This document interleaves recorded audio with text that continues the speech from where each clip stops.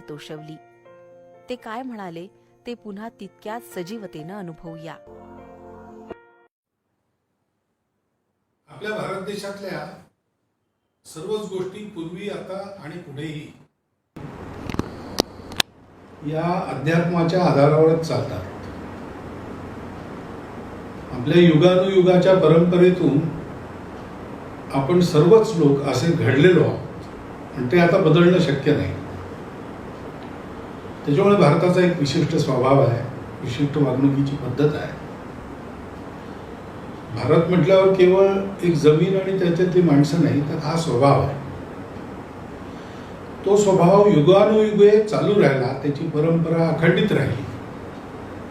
याचं कारण आहे की त्याचं जे मूळ सत्य आहे, दर्शन आहे, ते प्रत्यक्ष करणारे महापुरुष सतत आपल्या भारत देशात अवतीर्ण होत राहिले. अनवरत भूमंडळी भेटो तया भूता, असं ज्ञानेश्वरांनी ज्याच्याबद्दल म्हटलं आहे, ती परंपरा आपल्या देशात आहे. आणि पारतंत्र्याच्या अंधकार काळामध्ये जेव्हा भारतवर्षाला जाग येत होती, नवी जाग येत होती, त्या काळात अशा या सगळ्या क्रियाकलापांची पायाभरणी करणारे देशाच्या निरनिराळ्या भागात एकाच वेळी अनेक साक्षात्कारी पुरुष होऊन गेले. ती जी मंडळी त्यावेळेला उपलब्ध झाली पायाभूत कामाकरता, त्यांच्यातून त्यावेळच्या पिढीचा पिंड पोचल्या गेला. त्याच्या आधारावर हा सगळा भौतिक जगातला पुरुषार्थ पुढे ज्या दिशेने चालला, ते पाहता असं लक्षात येतं की मूळ शोधायचं असेल तर तिथे आपल्याला जावं लागेल. आणि नव्या पिढीला, कारण तो पाया आहे, त्याच्यावरच नवी इमारत सुद्धा बांधावी लागेल. आणि त्याच्यामुळे नव्या पिढीला त्याचं ज्ञान होणं आवश्यक आहे. शेगावचे संत गजानन महाराज हे अशा महापुरुषांपैकी एक होते. आणि त्याच्यामुळे त्यांचं ज्ञान हे नव्या पिढीपर्यंत गेलं पाहिजे. ते नव्या काळाला अनुसरून सुगम पद्धतीत कसं जावं, याचा हा एक उत्तम प्रयत्न, जो सफल होईल यात शंका वाटत नाही. कारण प्रतीच्या दृष्टीने, गुणवत्तेच्या दृष्टीने तो अव्वल दर्जाचा आहे, सरळ आहे, समजायला सोपं आहे आणि आकर्षक आहे. नव्या पिढीला पाहिजे तसं चित्रमय ते असल्यामुळे नवी पिढी घाईत असते, तर ती पाहून जास्त समजते, वाचायला वेळ लागतो, त्याच्यामुळे वाचायचा कंटाळा असतो.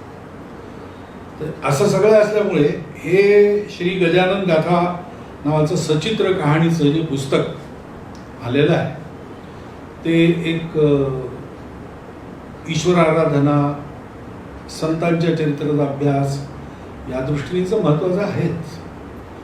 परंतु आत्मनिर्भर भारत उभा राहावा म्हणून जशी पिढी पुढे यायला पाहिजे, तशी पिढी उभं करण्याच्या दृष्टीने हे अत्यंत महत्त्वाचं, जरी आज लक्षात नाही आलं तरी उद्या त्याचं मूल्यमापन या शब्दात होईल अशी मला खात्री आहे.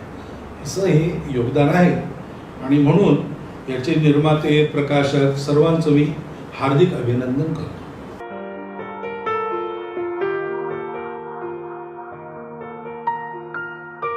श्री गजानन महाराज समर्थ. श्री गजानन गाथा ह्या चित्ररूपी गाथाचे आज श्रद्धेय श्री मोहनजी बाबर यांच्या उपस्थितीत नागपूर येथे व शेगाव येथे प्रकाशन होत आहे. आभारवृद्धांना आवडेल असे चित्ररूपी श्री गजानन ग्रंथाचे 7 तत्वरूपाने चित्ररूप पुस्तिका व्हावी ही संस्थेची कल्पना. प्रयत्न केला गेले, परंतु ते प्रत्यक्ष श्रीरूपपणे आज पूर्णत्वास जात आहे.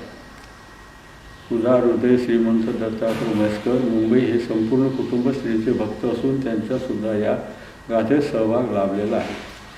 श्रींच्या लाखो भक्तांना, विशेष बालगोपांना ह्या चित्ररूपी गाथेचा लाभ व्हावा ही प्रार्थना, ही तर श्रींची इच्छा. गेल्या 5 वर्षांपासून या स्वरूपात ही गाथा मांडण्यासाठी सायास करणारे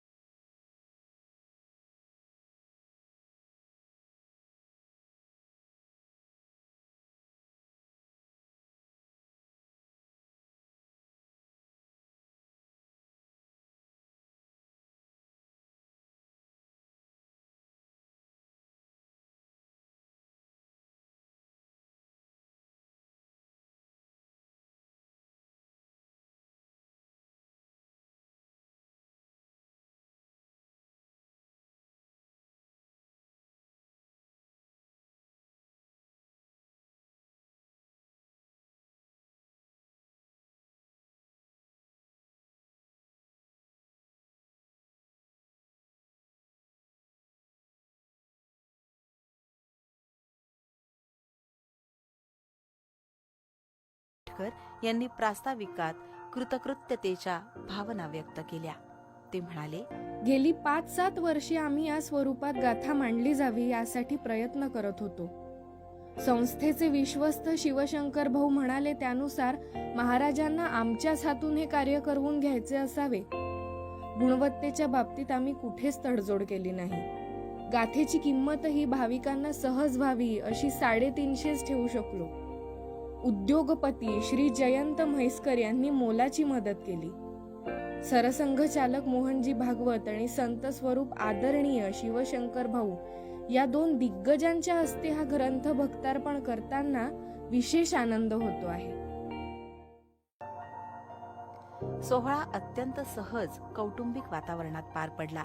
त्यामुळे आभार प्रदर्शनाचीही औपचारिकता केली नाही. त्यापेक्षा साऱ्यांच्या ऋणातच राहायला आवडेल असं वर्ड्स अँड व्ह्यूजच्या संचालिका भाग्यश्री पेठकर म्हणाल्या.